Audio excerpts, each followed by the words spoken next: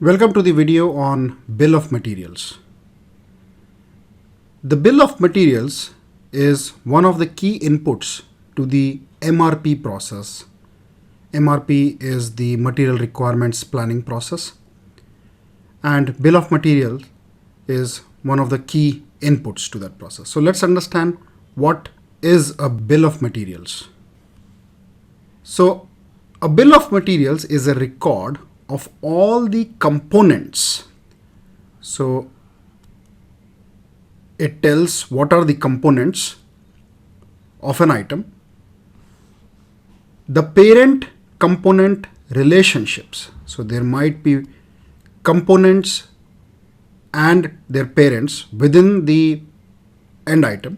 So this BOM tells about the multiple parent component relationships and the usage quantities. That means how many components for each parent are required. So this is a BOM, that is bill of material. So as you can see in this image, this is the bill of material for this chair here. Now as you can see in this figure, the BOM shows that the chair is made from a ladder back sub-assembly. So the end product is the ladder back chair, and it is made up of the ladder back sub-assembly, a seat sub-assembly, front legs and leg supports. Now in turn, the ladder back sub-assembly is made from back legs and back slats. So in this picture, this part here is the ladder back sub-assembly, and as you can see, this is made up of these two back legs and these back slats here. So two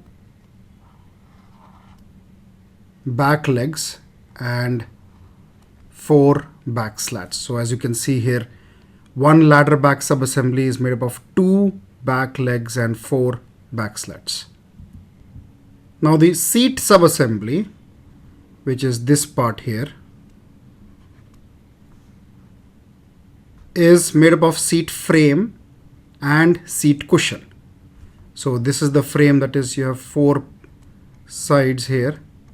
This is the frame and the seat cushion, and the seat frame is made up of four seat frame boards. So as you can see here, these are the four seat frame boards and one seat cushion. Now as you can see, we have denoted each of these with a letter. So end product is A, then you have B, C, D, E, F, G, H, I and J.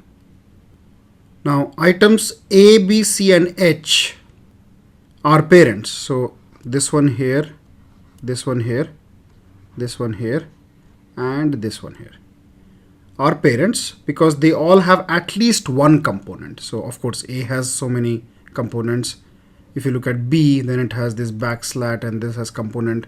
Seat assembly has these as components, and seat frame also has seat frame boards as the component. Now I think we discussed briefly that the breakup of the parent into the components also specifies the usage quantity. So for one ladder back sub-assembly, you need two back legs and four back slats. Similarly, for each seat frame, you need four seat frame boards. And as you can see, this figure 2, 4, 1, etc. is mentioned in parenthesis here in this BOM.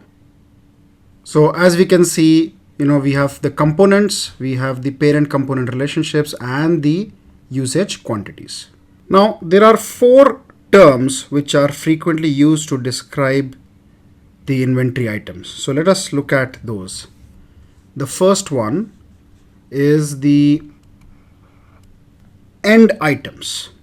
Now this is the final product that is sold to the customer. So in this case, A is the end product.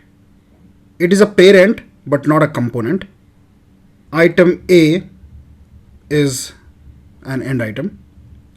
Now in terms of accounting, this inventory of end items is classified either as WIP, that is work in progress if the work remains to be done, or it is identified as finished goods. Now the second type of items is known as intermediate items. Now intermediate items in this BOM are B, C and H. So B, C and H. These are items that have at least one parent and at least one component. In terms of accounting, the inventory of intermediate items is classified as WIP, whether it is completed or still on the shop floor. So it is classified as work in progress. The third type of items are called sub-assemblies. Now, sub-assembly is an intermediate item that is assembled as opposed to being transformed by other means. And items B and C are sub-assemblies. So B, C and H were intermediate items, but only B and C are